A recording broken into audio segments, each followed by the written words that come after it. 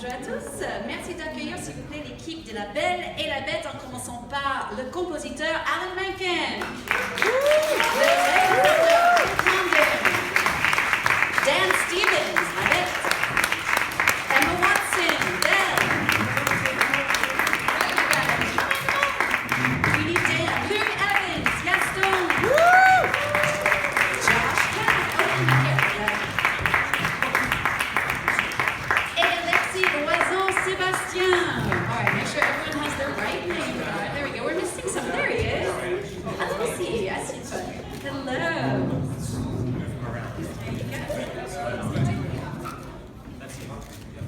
Okay. So, welcome, bienvenue. Avant de commencer, je voulais juste signaler que cette conférence de presse est retransmise sur Facebook Live. Donc, bonjour à tous ceux qui nous suivent. Before we begin, I just want to let you guys all know that this is being broadcast via Facebook Live. So, a big hello to all of our fans who are watching us from home or wherever they are. So, I'll get the ball rolling first with the question to all of you, really. What is it about Beauty and the Beast that makes it so timeless for all of you, and what motivated you to be in the film? Who'd like to start? Josh. I guess I'll start because she called my name first. You know, Beauty and the Beast, I remember seeing it for the first time when I was 10 years old. And at that time, it was very unusual, if not unprecedented, for people to suddenly break out into applause in the middle of a movie where, you know, nobody's there to respond. It's not like a theater where the people on the stage are expecting that. And I remember thinking to myself, what I'm experiencing right now is magical, it's unprecedented. And those songs and that experience have stayed with me for the past 25 years. And now as the father of two little girls, that I share with Dan Stevens, my two little girls were on the set, and they walked on into this ballroom, and their eyes were just full of wonderment and magic and excitement. And getting to share this movie with them, knowing that this will be their definitive version of Beauty and the Beast, is a privilege, an honor, and something that I think all of us are really excited about. Who else would like to weigh in? Emma? I watched this film as a child ad nauseum. I asked my parents before I came on this press tour, what do you remember about me watching this film? And they said, you would just watch it over and over and over again. And we would ask you if you wanted to watch anything else, and you didn't want to watch anything else. And it's very special for me also because I was born here in France. I spent 5 years here, and then we left and we moved back to England. And I sort of brought this film with me as my sort of connection between the two worlds. And also for me, Belle was such an idol. She was such a hero of mine. She was so fearless and defiant and had this kind of independence of mind that I admired so much about her. And just the music. I mean, the music just transports you to another place. And I'm such a romantic, and you know, I hear the songs, and it takes me back to feeling young and wondering what it might be like to fall in love. And I just adore this film. It's such an honor to be in this film. And speaking of the music, Alan, what was it like for you revisiting this all, and what motivated you to want to bring it further?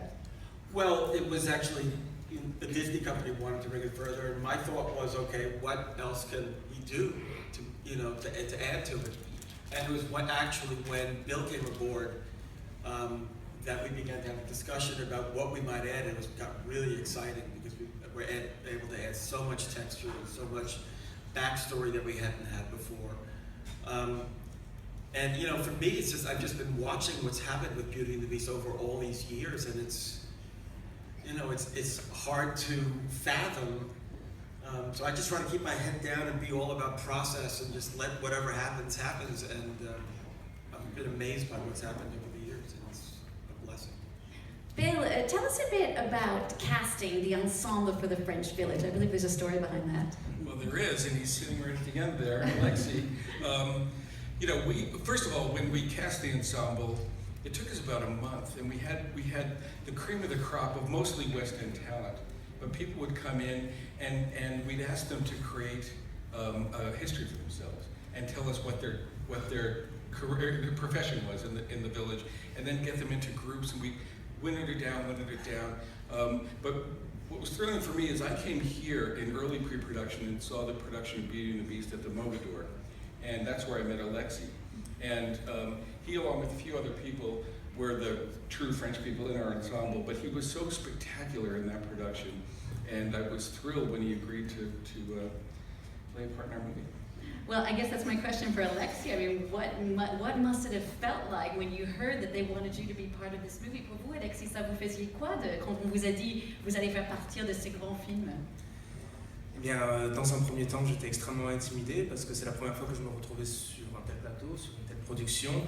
Et puis à ce stade-là, déjà le casting avait été annoncé, donc je savais que j'allais me retrouver sur un plateau de tournage avec tous ces gens-là que j'ai toujours admirés. Et donc du coup, la pression était énorme. Et puis ça aussi, c'est la magie de ce métier, c'est-à-dire à partir du moment où on a commencé à travailler, tout s'est fait extrêmement naturellement et puis avec beaucoup de joie et beaucoup d'enthousiasme. Donc ça a été un réel bonheur. Et est-ce que vous avez aidé Ewan McGregor avec son accent français? I said, did you help Ewan McGregor with his French accent? Alors, non, je ne l'ai pas aidé lui, mais je me souviens d'une séance un matin, parce que vous savez que le numéro d'ouverture commence par une succession de bonjours, comme ça. Et puis, il a fallu apprendre à quelques personnes de l'ensemble aussi à prononcer un bonjour qui ressemblait à un bonjour, un vrai bonjour. Français. So Alexis saying he had to teach everybody on the set how to say a proper hello, a proper bonjour. Can we have some questions from all of you? Who'd like to ask a question? Voilà, just easy. So Josh and Emma. Yes. So Josh and Emma, as invited to the hall, I wanted to ask them and Emma, what was the biggest challenge of being part of a remake of such a classic like The Beauty and the Beast? Voilà, c'était quoi le plus grand défi de faire partir d'un remake comme ça?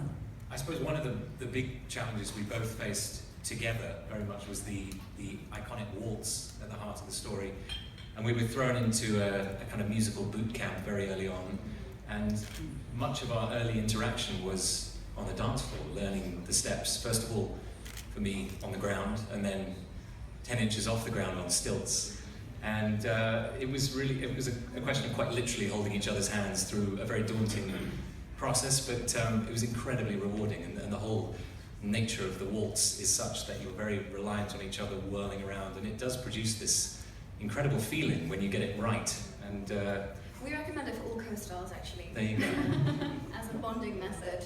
It's very, there's something very intimate about dancing. You're meters away from somebody else's face, and any awkwardness that might be there to begin with, you immediately have to kind of push through and just go for it. And we really became partners in our obsession to make this dance perfect. Again, because it's one of those moments in the film that's just so iconic.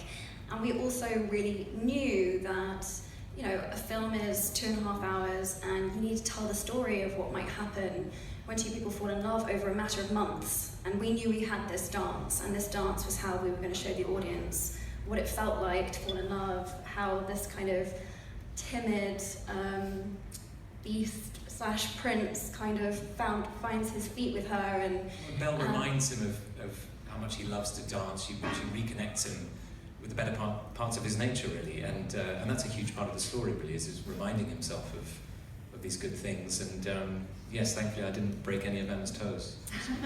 It was remarkable, actually, because usually it's a woman who's terrified in heels that, she's going to fall over, I hope he's going to be there to catch me. In this instance, I was there to catch Dan in case he fell over in his stilts, because he had a huge beast suit on, and we were doing a waltz with, like pounds and pounds worth of extra stuff on him and extra height and whatever else. So it was, it was wonderful, but I think it was a moment that we really wanted to get right. Est-ce qu'il y a une autre question? Voilà, juste ici. Ah oui, donc je vous disais tout à l'heure qu'en fait on est retransmis sur Facebook Live, donc on a plusieurs questions des gens via Facebook qui voulaient poser des questions. So this is Audrey who's got a question for you all via Facebook from the Facebook Live.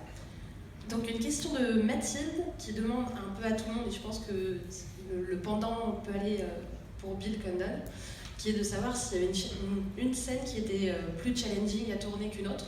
Est-ce qu'il y a eu un gros défi, que ce soit du côté des comédiens ou du côté de la réalisation? Okay, so this is a question from Mathilde, who's following us on Facebook for Bill, but it can kind of speak to all of you. Was there one scene that was more challenging than another to either direct or act? Bill? Well, to direct in some way, I have to say be our guest, because it was Emma alone, right? With objects that were performing a number who didn't exist, right? And with second unit, first unit, we shot that for over a month. It was 6 months of prep, starting with the dance team, putting it into the computer, shooting it for a month, and then 18 months to actually finish it. And I have to say that was probably the toughest 3.5 minutes of film I've ever encountered. I would agree with Bill on that. It's just one of those things where it's utterly technical. You've just got to get, you know, on the one hand it's incredibly specific, but you also, you know, things get put in afterwards, so you're kind of, you know, trying to imagine, oh, there's a candlestick, he's about here, and he's doing the splits, and you're like, okay, I might be going mad, but I'm going to try and imagine this and make it feel real and authentic. And I mean, I think that's what was so amazing about what Bill was able to do with the film. Was it's live action, it's a full musical, it has special effects, it has, I mean, it's just kind of got everything that's challenging about making a film in one film. It's so multidimensional. So yeah, we did it. We got there. It's hopefully, I think it looks. Beauty, and that song was actually my favorite too, Be Our Guest, because I traveled throughout Italy while you guys shot that. So thank you. I'm so glad you were having a nice time on holiday while I was trapped in that room. Thanks, Josh. Ok, une autre question, voilà ici. So you used motion capture for the Beast. How was it for you, Dan, to play in the suits? How was it for you, Emma, to act with Dan in this suit? And for Bill, did the technology evolve since Twilight? Oh God, yes.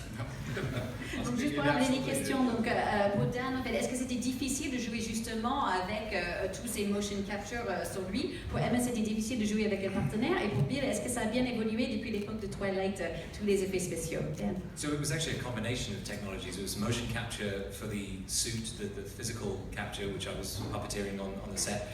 The facial capture was done separately using a technology called MOVA. And so every 10 days, 2 weeks, I would go into a booth, it'd spray my face with UV paint, and 27 little cameras would capture the facial expressions of all the scenes that we'd done in the previous days. Emma would be sitting outside of the cage, and we would play the scenes again, just capturing the face. They would take that information, morph it into the beast, his face, and map it onto the body that I puppeteered on the set. Fortunately for me, there are a few actresses on the planet who've worked with this amount of technology as Emma Watson. I mean, she's completely unfazed by the weirdness of it all, and that helped me a huge amount. Well, for me, it was a dream because I am used to, usually when there's something that's there that's going to be put in by special effects later, you know, a tennis ball at best is what I'm working with. So to actually have Dan be there on set with me, and for us to be able to interact and to be able to do the scenes with a real actor, I mean, it just makes a world of difference. I mean, I really think I'm so pleased that we did it the way we did it, because when you see Beast on screen, there's something so human about him, and so kind of, it really captures the subtlety of Dan's facial expressions and the performance that he gives, which is, I don't think you will have seen anything like it before. I think it's really unique to our film. And Bill?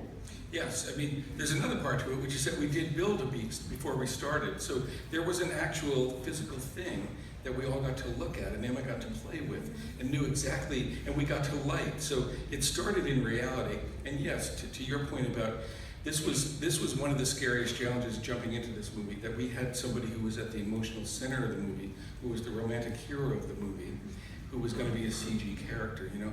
And it was this new process, which, you know, usually it's dots like this and then, and then animators fill in the dots. But this actually captured every pore of Dan's skin, and that's why so much of him this great performance comes through. But I have to say a special tribute to Mr. Stevens, because he very quickly, the technological challenge became for him kind of a pleasure. It was like amazing to watch him figure it out, sort of conquer it, and then give this extraordinary performance. I tell this story about a visual effects supervisor from LA. Her daughter came to visit while he was doing the oddest thing, which was we were playing Beauty and the Beast, and Dan was just doing the facial expressions, imagining that he's dancing with Emma.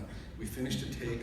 The girl hadn't seen it shot live, but she was crying, just from what he was expressing on his face. That's beautiful. We were talking about heroes, the hero of the film. There's also, of course, a bad guy, a couple bad guys, but particularly Gaston. Luke, we haven't heard from you yet. You came, like Josh did, to this movie with so much stage experience. Did you find that obviously it helped you, but how did it help you the most? And did you have any tips, perhaps, for Emma and for Dan, who had done less stage work, musical stage work? Well, they didn't need any help. They were fantastic. The thing about Gaston and being a Disney villain, especially in this story of Beauty and the Beast, is there's a theatricality to Gaston. He's larger than life. His personality is larger than him. His ego is the size of this room, and he's massaged constantly, psychologically, and by this sidekick, and LeFou.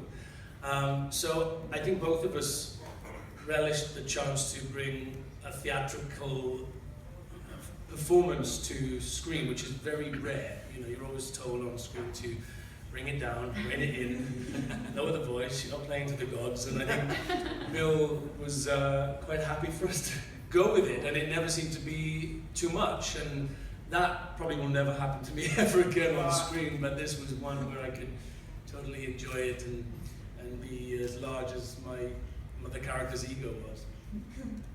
Alors, dans la salle, voilà, ici. Audrey, alors on va faire une autre question Facebook Live. Another question from our Facebook viewers. Deuxième question donc d'Alexia qui demande comment était l'ambiance sur le tournage. On sent qu'il y a une belle harmonie entre tout le monde et est-ce que voilà, c'est quelque chose qui s'est créé sur place ou a posteriori. Okay, so this is a question from Alicia, also via Facebook Live. She's asking, you can tell you guys have a real camaraderie between all of you. Was that evident as well on the set? What was it like on the set? What was the feeling like on the set? I think everyone was just so thrilled to be doing it and to be there, and we were all so kind of excited. There was just an immediate sense of camaraderie because, well, this was my impression anyway, we all couldn't really believe our good luck, and we just wanted to make it the best that we possibly could, and immediately wanted to cheerlead each other because... I remember that first day when we went to the village, do you remember? We walked onto the village of Villeneuve, which had been built in the back lot of Shepperton Studios in London, and we walked on, and there are images that you remember from the animation that have been replicated for real, and we were walking around it, and the cobblestones, and your garden with cabbages and chickens, and the whole thing. But it was amazing because, Dan and I would stay behind after work. This very rarely happens on other film sets, I can tell you that, just for the sheer joy of wanting to watch Josh and Luke do their musical number. We were just at the back of the set, just wanting to be an audience member because it was so wonderful. It's true. And actually, I remember after our waltz that Josh was on the side of that, wiping a tear, which was so encouraging.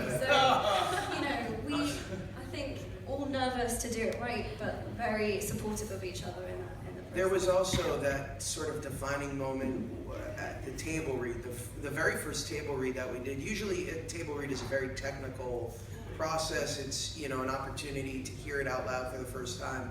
But there was something so magical about that first moment where we all sat around the table and we're like, this is real, this is really happening. And I remember Emma Thompson got up and sang Beauty and the Beast.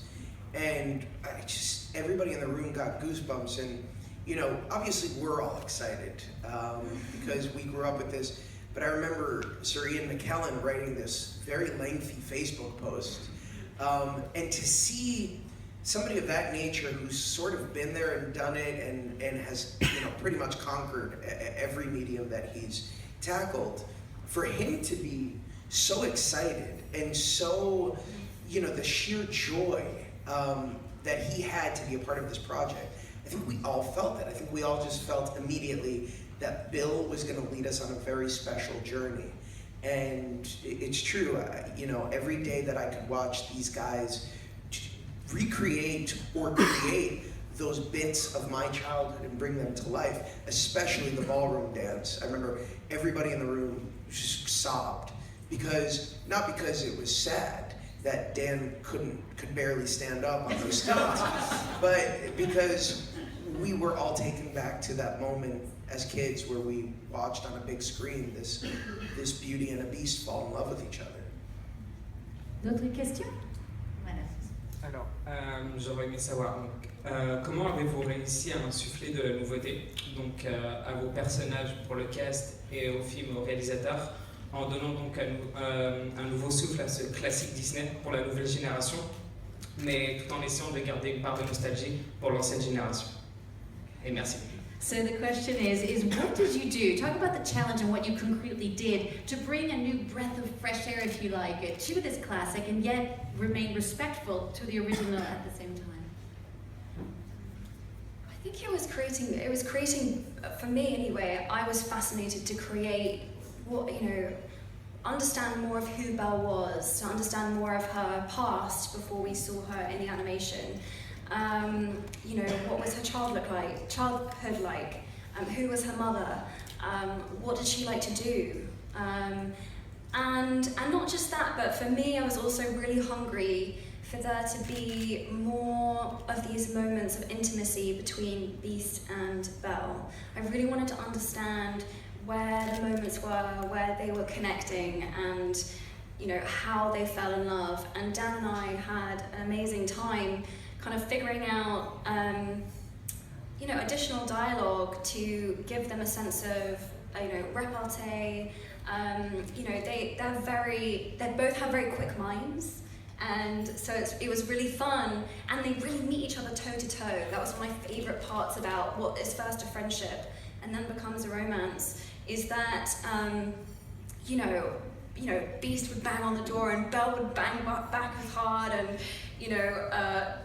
we would fight over books, and the friendship had like a really dynamic spirit and force to it. And I also loved this idea that Beast and Belle kind of are the same, to me they're the same person, that their love story is about finding a way to become whole, and the kind of battle and the journey of how they each became whole through the romance. So that was really fun for me to pull out past the original. And Emma, it seems watching it that your Belle, first of all, Belle was quite feminist for her day for a Disney cartoon. It seemed like you pushed it even further, just details like wearing boots instead of ballerina flats. Was that important to you?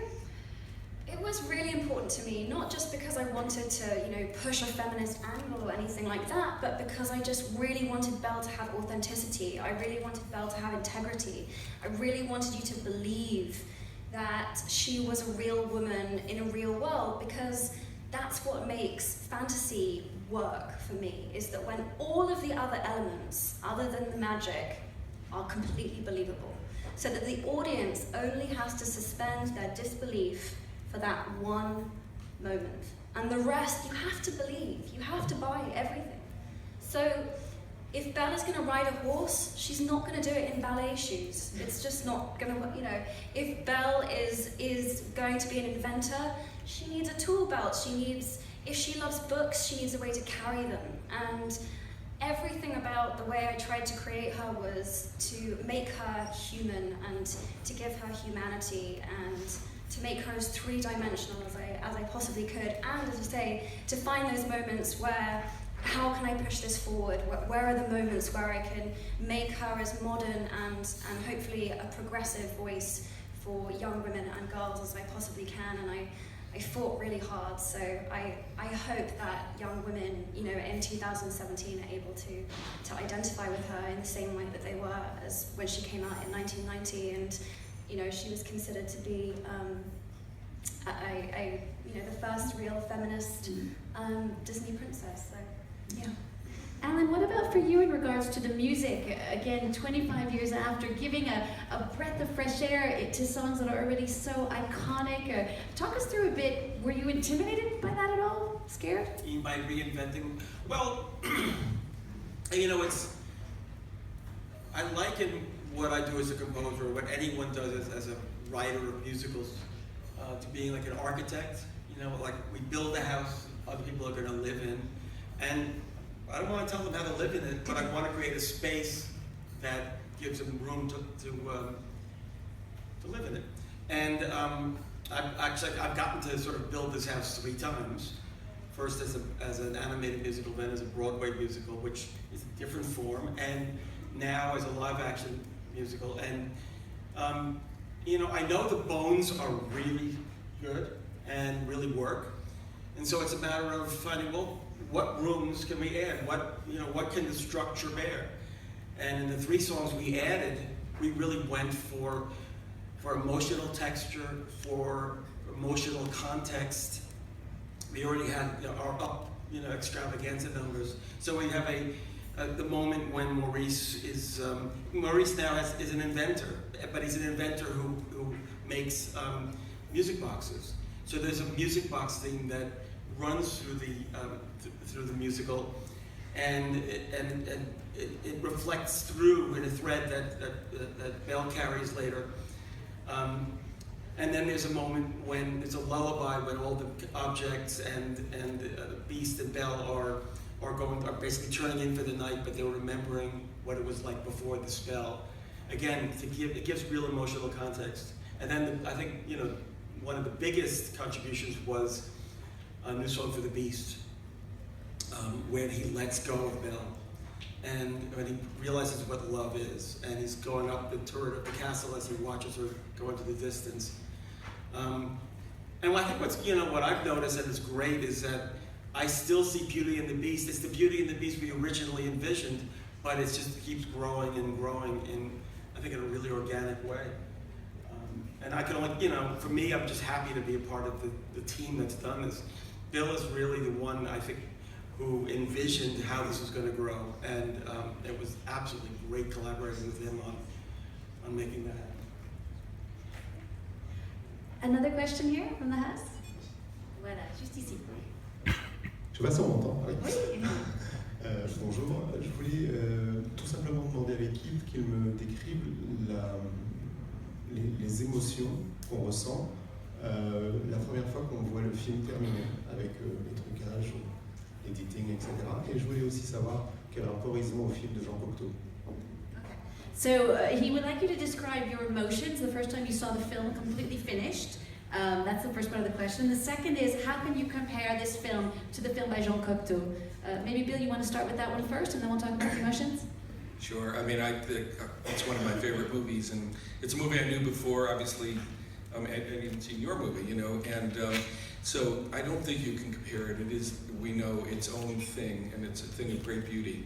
But I have to say, I did take inspiration from its design and its moment. I hope it's poetry, right? And it's moments of delicacy and the way that, and also the Beast there, that incredibly sensitive portrait of that tortured monster. Yeah, I stand in awe of that movie. Dan, how was it for you seeing yourself as the Beast? Well, further to Bill's point, the Beast in the Cocteau, there were definitely elements, particularly the pathos that he creates, that we really wanted to bring in, and combined with the humour that you find in the Beast from the animated film. I think we've managed to create something of our own from both those films. I guess I've had a sort of unique perspective on the film compared to everyone else. When they saw early cuts of the film, it was them in their costume, exactly as they had played it. And the first time I saw a very rough assembly of the film, it was still me in my grey lycra on the stilts, sweating away and looking nothing like the Beast. And it was a huge act of faith on my part that it would eventually look a bit different to that. And so I've maybe seen it 3 or 4 times over the months. It's about 18 months since we shot principal photography, and every time I've seen the Beast emerge a little bit more, 35% Beast, 70% Beast, and actually Thursday will be the first time I've seen the fully 100% rendered creation that we've all, and a huge team of people bringing this to life from what we did on the set. So it's been a strange one. Luke, what was it like for you? What was the question again? Sorry. The emotion. Oh, yes. Maybe I'd compare it to the emotion of seeing the first Beauty and the Beast. When I saw this version for the first time, well, again, like Dan, I saw it in its very early stages in New York a year and 4 months ago, and then again in London, and again, and bit by bit more was rendered of the digital through CGI, but even in its barest fetal stage, it was you were connected. The second you saw Emma on the top of that mountain, you were there. I was 12 years old. I was there again. I was there, and that music carries you and draws you in, shuts the doors behind you, and you're in until the end. And you don't want it to finish. I mean, I think I've seen almost the fully rendered final cut of the film. I think I probably haven't seen. I'm probably like you, Dan. There's probably bits that we have not yet seen, but it emotionally, it's a magical trip, and you're all going to love it. Simple as that. Just a last word on the emotion for anyone watching the movie. Anyone else want to weigh in? I mean, again, seeing the culmination of everything that we've worked towards for so long, but also, as Luke mentioned, those iconic moments brought to life in truly, and I don't think it's just bias. I truly think that Bill Condon has created one of the most beautiful films I've ever seen visually. Yeah, one person in the room, thank you. Thanks, Dad. I do think that there is something profound, and you see it, every day for the past year and a half, and I'm sure you guys have felt this way too. Every day, doesn't matter what I'm working on, it doesn't matter what the event is, people forego all of those questions and ask me about Beauty and the Beast. They say, I'm so excited about Beauty and the Beast. And I you saw the response to the trailer, you saw the response to the pictures. I think that now more than ever, we need a movie like this. There's something really, really profoundly positive, especially in such cynical times, to have a movie that's just about joy, that's about love, that's about magic, that's about romance. And I think that there's a longing to feel that again, to feel that joy that you felt in 1991 and have felt ever since. And I feel, in fact, I know that that's been our motto, is take the magic that inspired all of us and add to that magic, nurture that. Each of these characters hopefully is a little bit more complex. Each of the songs has a little bit more weight, along with the new songs. Each environment has that much more detail, and each object is that much more real and tangible. And I think that's it. That's what we're hoping for. Yeah, just to add on to what Josh said, I think Bill and I really realized when we were making it together, and this was about, we found it a year and a half, 2 years ago, but there were things that were starting to happen in the political climate, and we stood there a few times together on set and went, this speaks so much more than we realized to what is going on currently, right now. In a strange way, when you watch the film, it feels incredibly topical and speaks to what I feel like I'm reading in the news and in the media every day. And it's amazing that something that we think of as a fairy tale or for children, or however we like to package it up or maybe diminish it slightly, it carries a lot of weight and a lot of depth, and it really packs that punch. So it's just amazing to be part of a film that speaks on so many levels. It's really. Je suis désolée, on a presque plus de temps, juste le temps pour une dernière question. I'm sorry, one last question. Hello, this is a question for Emma as a previous one you asked. So you said you've always admired Belle. She was fearless, she was ahead of her time, she was a feminist. Is it something you always have in mind when you pick a role, so that the woman you will represent is a role model for girls? And for this one in particular, did you feel any responsibility? I definitely felt a sense of responsibility with Belle, because she is so many people's childhood, and yeah, because I remember modelling myself on her. I remember, so I know what that feels like and how important it is to have symbols, to have kind of. And what I think is really special about Belle and this story is that I don't think that her qualities necessarily just resonate with young women. I think that she's a character that both genders, wherever you fall on the spectrum, I feel like she's very relatable. Belle, for me, symbolizes the best part of all of us, of the part of ourselves that we all want to be, the part that's compassionate, the part that is able to see deeper, the best of us, and she's an archetype. She's kind of a sacred archetype, and I hope that when people see me on screen, they don't see me, or they see themselves in some way, and that she is everyone.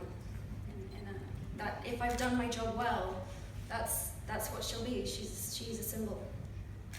She's an archetype. Thank you so much to all of you. Ça c'est la fin.